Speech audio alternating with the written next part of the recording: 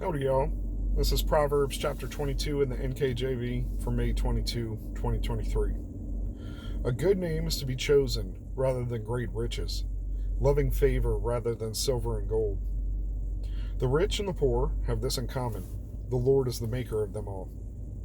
A prudent man foresees evil and hides himself, but the simple pass on and are punished. By humility and the fear of the Lord are riches and honor and life. Thorns and snares are in the way of the perverse. He who guards a soul will be far from them. Train up a child in the way he should go, and when he's old he will not depart from it.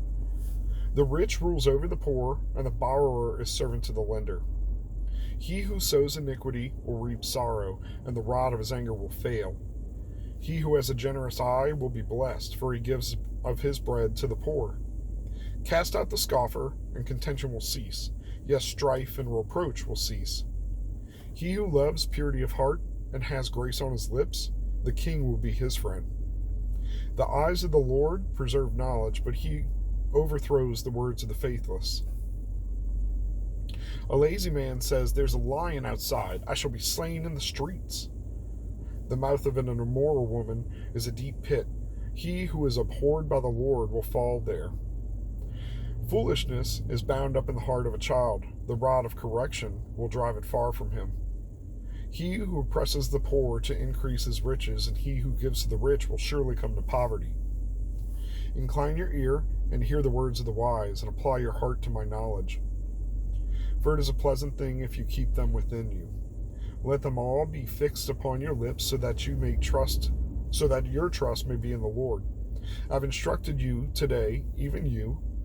Have I not written to you the excellent things of counsels and knowledge, that I may make you know the certainty of words and truth, that you may answer the words of truth to those who send you? Do not rob the poor because he is poor, nor oppress the afflicted at the gate, for the Lord will plead their cause and plunder the soul of those who plunder them. Make no friendship with an angry man, and with a furious man do not go, lest you learn his ways and set a snare for your soul.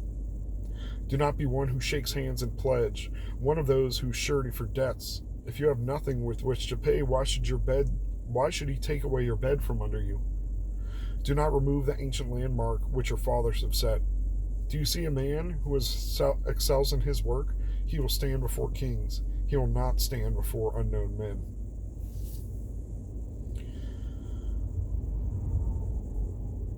Trying to get this done earlier and earlier and more consistent every day. I would rather do this first thing in the morning. I'm not coherent and need coffee, and usually I'm running out the door for work with getting the kids ready. So that was on my heart, as well as like getting my body in some semblance of shape. My body's falling apart though, which just hurts, man.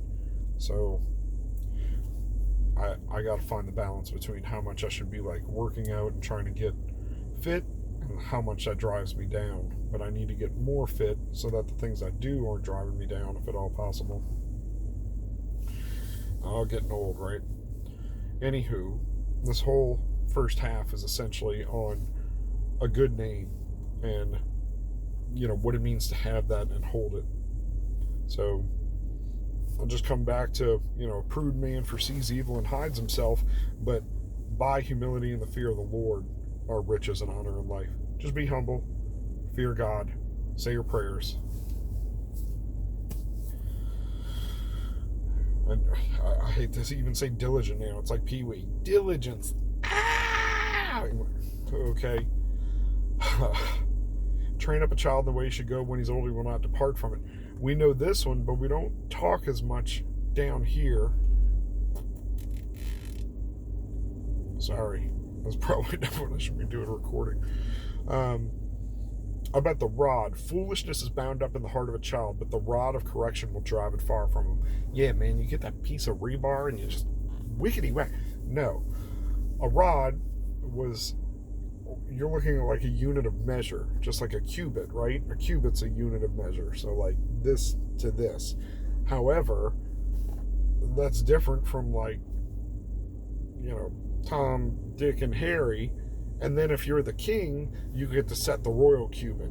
So when you see stuff of royal measure, or of measure, and it's like so many cubit, it was most likely the king's cubit at that time. And then they would build a rod that would match it and put marks on it, and that was like the official measuring rod, like us and our rulers and yardsticks now and meters, right? So we get those like shot out of a factory, but this wasn't. They had to hand make all this stuff, right? And they had to standardize it and make it within a certain tolerance. So the rod of correction, the standard of not perfection, the standard of goodness, the standard of tolerance, right? That's the rod of correction. So, and I want to look at the word foolishness, because I don't think that means like silly kid stuff. We should let kids be kids. We should not force them to grow up quickly. So I'm sure that it's like wrong thought, fleshly thoughts, self-serving things, so we're showing them the standard of perfection, or the measure of perfection to which to strive. And like Vince Lombardi said, right, in the pursuit of excellence, we will in the pursuit of perfection, we will achieve excellence. Sorry about that. I need to go and have the second half of my coffee or more water or something. Hiding in the car from the kiddos right now. So, I don't know, that's one thing that just sticks out to me, is like showing them the way, modeling the rod, the perfection to which you are trying to adhere. That's what I think matters here. And I got some encouragement yesterday on, kind of my health situation, and then, raising the 3 boys, that sometimes like letting people see you strong is persevering through stuff and not being strong. So we have a couple of sick members in our church. Praying for healing for them. They prayed for healing for me. However, even Paul dealt with something, whether, I don't want to go there, because that's a whole discussion on exactly what was it, something in his body, something in a social situation, something in his mind. It doesn't compare. I'm not even trying to compare my problems or others to Paul's, but the point remains is we should pray and believe for healing and believe that we can be healed, but nonetheless, healed or not, we persevere. So, make no friendship with an angry man. Yeah, man, I'll drag you into trouble. Or at least maybe I would have in my youth, because I'm quick to mouth off, and it's not always good. So, I'm trying to learn restraint, and you got to be able to cash the checks that your mouth writes. So, I try to watch what I say.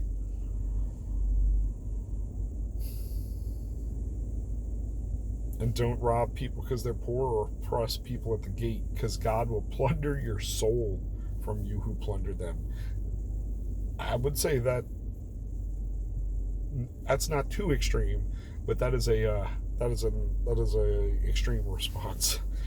So,